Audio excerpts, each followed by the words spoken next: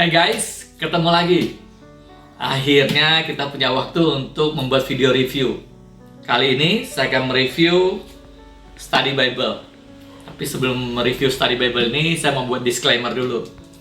Bahwa saya mereview ini dengan kapasitas sebagai seorang awam, bukan sarjana teologi. Jadi saya tidak akan membahas soal teologi maupun doktrin dalam Study Bible. Saya akan mereviewnya berdasarkan pengalaman saya memakai Study Bible ini dalam memahami ayat-ayat dalam Alkitab. Yuk kita bahas apa itu Study Bible.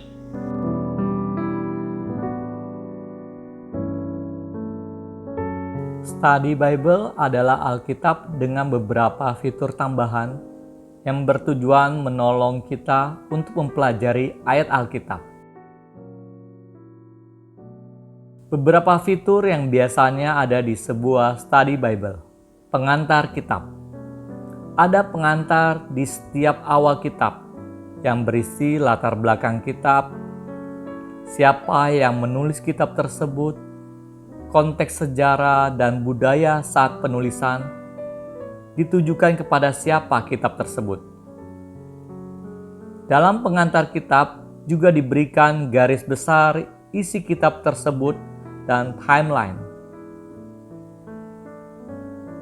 Study Note.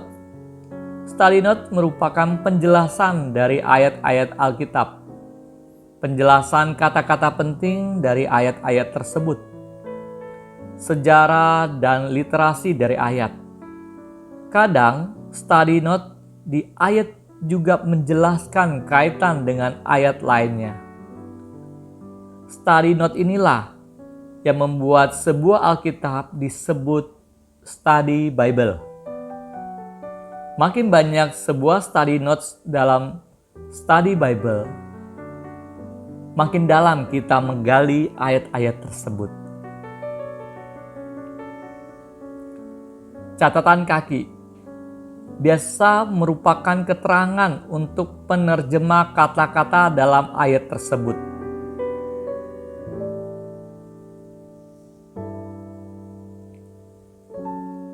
Cross-reference atau referensi silang dari ayat tersebut dengan ayat-ayat lain yang mungkin dalam kitab yang sama atau dalam kitab yang lain. Berguna untuk mempelajari suatu makna kata atau konsep dalam Alkitab. Study Bible biasanya juga dilengkapi dengan begitu banyak peta. Hampir di setiap kitab dicantumkan peta sesuai dengan konteks kejadian saat itu. Peta memberikan gambaran lebih jelas dengan informasi-informasi yang ada.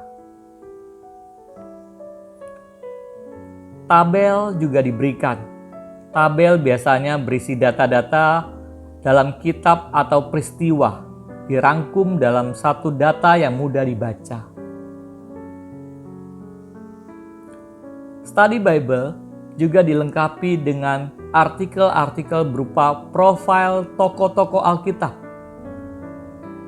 sehingga kita bisa mempelajari lebih dalam tokoh-tokoh Alkitab tersebut. Penjelasan kata Ibrani maupun Yunani juga diberikan dalam sebuah Study Bible. Biasanya mereka juga mencantumkan strong number dari kata-kata Ibrani maupun Yunani yang diberikan. Tentu saja penjelasan kata Ibrani maupun Yunani sangat singkat, tapi setidak-tidaknya memberi gambaran tambahan bagi kita untuk menggali lebih dalam arti sebuah kata dalam ayat. Sebuah Study Bible juga dilengkapi konkordasi yang sangat membantu untuk melihat daftar kata dalam keseluruhan Alkitab tersebut. Kita dapat mencari kata yang kita inginkan sesuai dengan topik yang ada.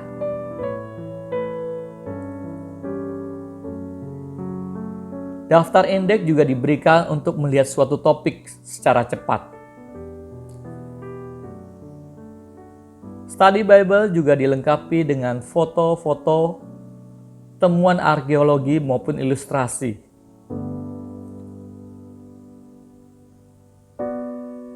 Artikel tambahan juga diberikan dalam sebuah study Bible. Biasanya artikel-artikel ini ditulis oleh sarjana-sarjana Alkitab.